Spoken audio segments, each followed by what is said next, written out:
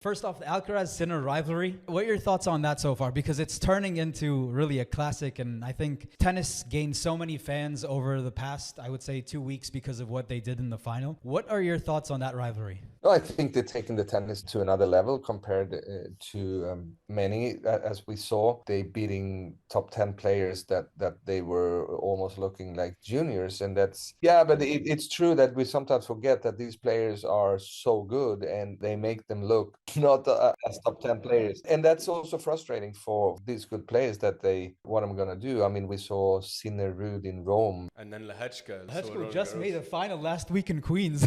We see, and I think that's so good for the sport that said that, well, it's going to be trouble when Federer, Nadal, Djokovic retires. Djokovic is still around and still being a contender. However, we see that when Alcaraz is playing his best, he's probably the best, but we see Sinner not dropping his level at all, which means that he's the number one because he has the best results overall. Even though he was out, he's still the one. And Carlos having, they rule the tennis world at this point, and it's going to be interesting to see if we have some more players getting close to them, because right now they are flying a bit higher than everyone else. Good night.